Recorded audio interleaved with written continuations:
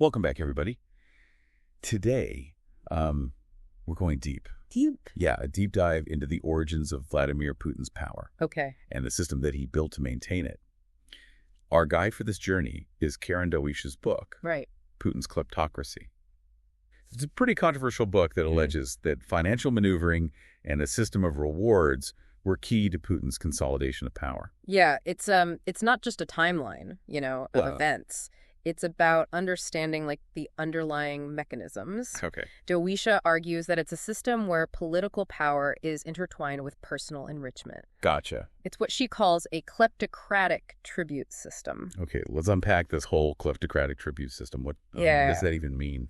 So imagine a pyramid scheme, but with political power instead of money. Sure. And at the top is Putin's foiben. Loyalty to him is rewarded with access to wealth and influence. Okay. This ensures that those at the top stay in control, and it also silences potential rivals. This is not just about amassing wealth for yourself. Right. It's about using that wealth to maintain your grip on power. Exactly. To understand how this system took root, we need to go back to Putin's days in the KGB. Yeah. Specifically his time in Dresden, East Germany. He wasn't running some spy ring or... Nothing like that, was he? Not quite. Putin was deeply embedded in the East German system, and he was forging connections that would prove incredibly valuable later on. Mm-hmm. One figure he met there was Matthias Warnig. Okay.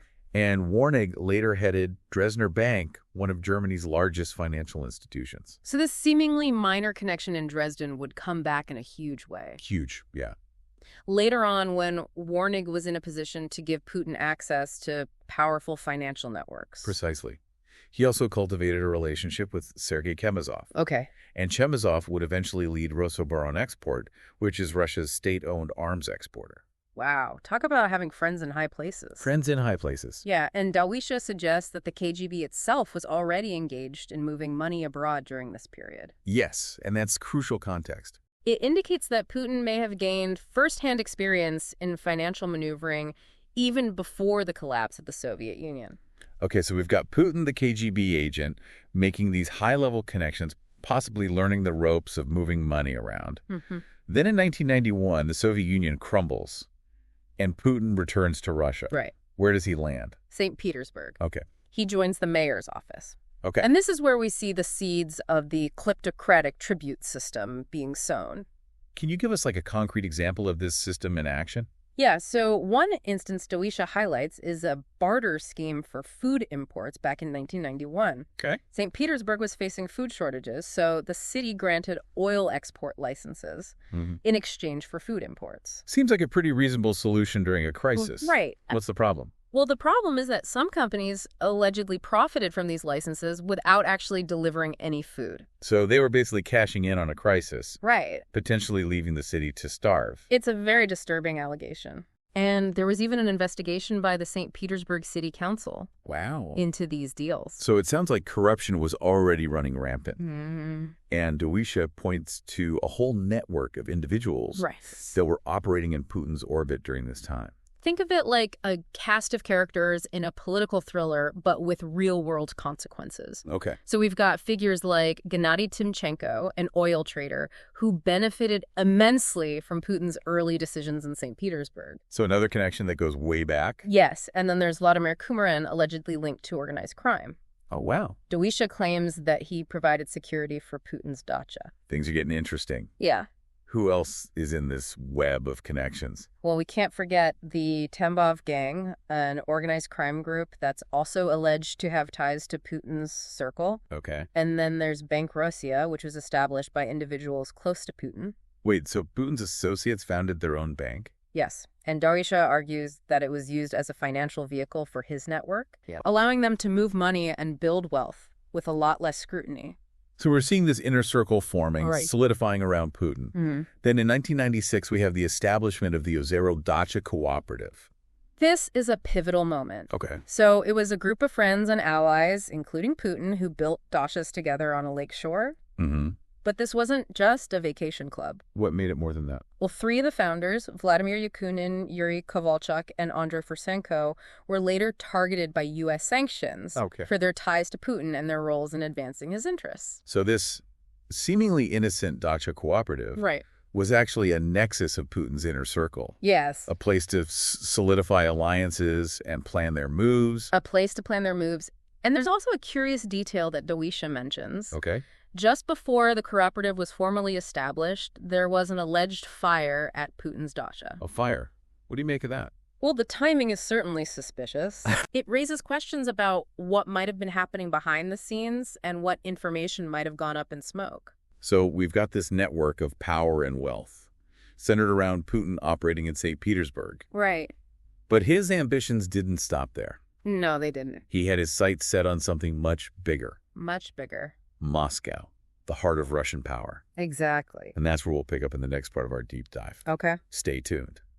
We'll be back to explore Putin's move to Moscow and his rapid rise through the ranks of power. Sounds good. Welcome back. Last time we left off with Putin establishing his network in St. Petersburg. Right. But how did he go from those local dealings to the national stage? Well, his move to Moscow in 1996 marked a turning point. Okay. Yeah, he quickly climbed the ranks, securing positions that placed him closer and closer to the center of power. It wasn't just his charisma that propelled him forward, though, was it? Certainly not. Dawisha argues that Putin brought the system he'd honed in St. Petersburg to Moscow. A system of patronage where loyalty was rewarded and dissent was swiftly dealt with. So it's like he took the blueprint for consolidating power in St. Petersburg and applied it to the entire country. Precisely. One of the key mechanisms he used was access to lucrative state contracts and resources. So you scratch my back, I'll scratch yours. Yeah. But on like a national scale. Yeah, think of it as a system of rewards. Okay. So those who demonstrated loyalty to Putin were granted access to these lucrative deals, while those who challenged him found themselves sidelined or worse. Dawisha mentions a case from St. Petersburg that illustrates this dynamic. Right. It involves a company called 20th Trust and a figure named Anatoly Sobchak. Remind us again who was Sobchak? So Sobchak was the mayor of St. Petersburg while Putin was working in his administration. Okay. And Dawisha alleges that millions of dollars were transferred from St. Petersburg's city coffers to 20th Trust during Putin's tenure. Hold on. Putin was in charge of attracting foreign investment. But at the same time, money was allegedly flowing out of the city to this offshore company. That's the very point that Dawisha raises. Okay. Yeah, and the twist is that 20th Trust was allegedly used to funnel money into the Spanish property market, Wow. potentially benefiting individuals connected to Putin's circle. So it's possible the very system meant to bring foreign investment into Russia was also being used to move money out. That's a pretty bold accusation. It certainly raises questions about the flow of funds and who ultimately benefited. Yeah. This case, among others, highlights how these financial maneuvers can be difficult to trace. Right. Yeah, they involve a complex web of shell companies, offshore accounts, and hidden transactions. It's like a financial shell game, Right. but with incredibly high stakes. Exactly. And it underscores a crucial aspect of Putin's system, the blurring of lines between the state, big business, and organized crime. You mentioned organized crime. Yes. Didn't Putin come to power promising to rein in the oligarchs? The powerful tycoons who had amassed fortunes in the chaotic 1990s. Yes, he did. And initially, he made some high-profile moves that seemed to target these oligarchs. I remember the case of Vladimir Gazinsky, a media mogul who was critical of Putin. What happened to him? So Gazinsky was arrested on charges of fraud and forced to flee the country. Wow. And it sent shockwaves through Russia's business elite. What message do you think Putin was trying to send with this crackdown? Well, Dawisha argues that Putin wasn't necessarily opposed to the concept of oligarchs. Okay. He just wanted to ensure they were his oligarchs loyal to him and his system. So he wasn't dismantling the oligarchic system. Right. He was co-opting it. Precisely. A new generation of oligarchs emerged, Right. loyal to Putin and willing to play by his rules. And they were rewarded handsomely, often with access to lucrative state contracts and resources, particularly in key sectors like oil and gas. And this control over Russia's vast natural resources became a key pillar of Putin's power, right? Absolutely. Dawisha argues that this control allowed him to amass enormous wealth, both for himself and for those loyal to him. Okay. And this brings us to another consequence of Putin's system, the resource curse. We touched on this earlier. Yes. Remind us what that means. So it's the phenomenon where countries with abundant natural resources, like Russia with its oil and gas, often suffer from corruption and stunted economic development. So instead of investing in education, innovation, and diversifying the economy, Yeah. Russia became overly reliant on its oil and gas revenues. Exactly. And that reliance, Dawisha argues, has made Russia vulnerable to fluctuations in global energy prices. Okay. So when oil prices drop, it directly impacts the Russian economy, and by extension, Putin's ability to maintain his system of patronage. It creates a kind of economic house of cards, doesn't it? In a way, yes. Dawisha highlights how the system has a ripple effect impacting ordinary Russians in profound ways. She argues that the kleptocracy, this system where those in power enrich themselves at the expense of the state, has led to a number of negative consequences for Russian society. Give us some examples.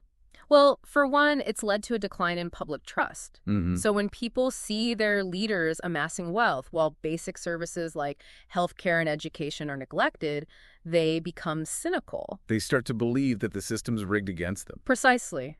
And that can lead to a decline in civic engagement. Right. Why bother participating in a system that doesn't work for you?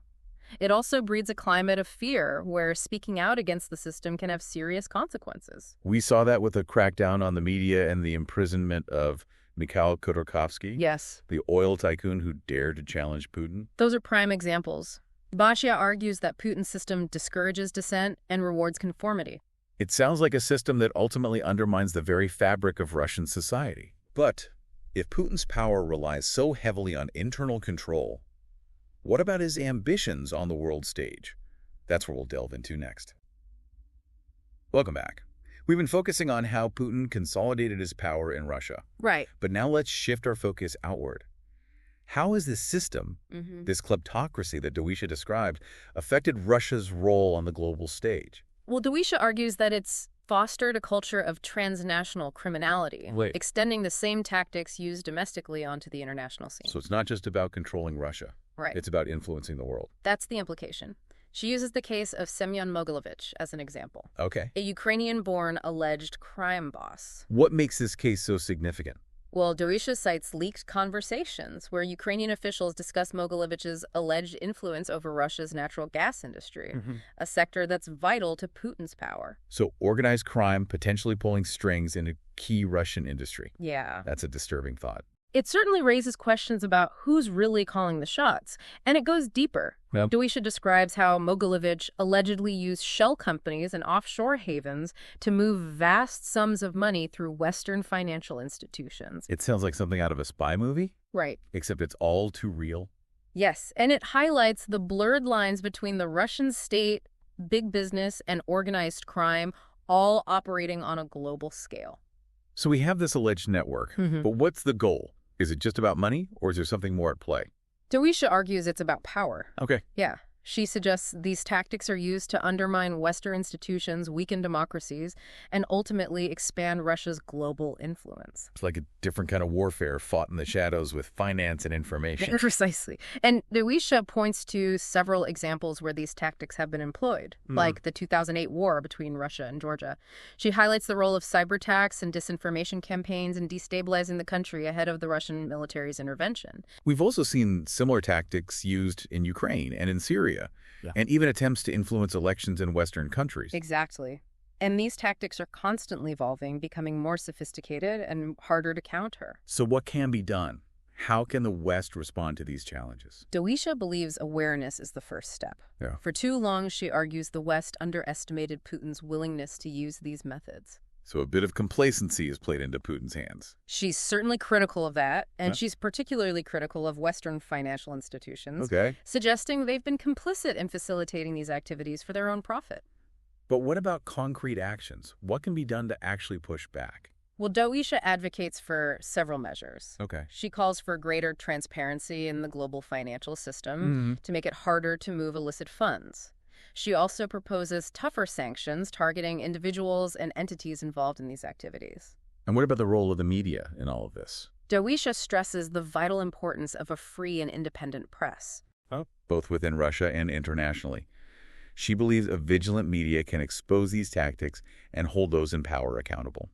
So it's about shining a light on these activities, Right. making it harder for them to operate in the shadows. Exactly. It's about raising awareness, being vigilant, and taking concrete action to protect democratic values and institutions. Dawisha's book is clearly a call to action. But what does she say about the future? Is she hopeful, about Russia? Well, she doesn't offer any easy answers. Okay. She recognizes the deeply entrenched nature of Putin's system and the challenges in affecting change. Right. However, she also highlights Russia's history of resilience and believes that the Russian people deserve a better future. A future free from corruption and fear. Yeah, And able to determine their own destiny. exactly. And she poses a crucial question for us to consider. Okay. Will the West be a partner in that process, or will it continue to prioritize its own narrow interests? That's a powerful question to end on. Yeah. Our deep dive into Putin's kleptocracy comes to an end here. But the conversation certainly doesn't. This is a topic that demands ongoing attention, scrutiny, and discussion. We encourage you to explore the book, further examine the evidence, and form your own conclusions. Thank you for joining us on this deep dive. We'll be back soon with another exploration into a topic that's sure to challenge your thinking.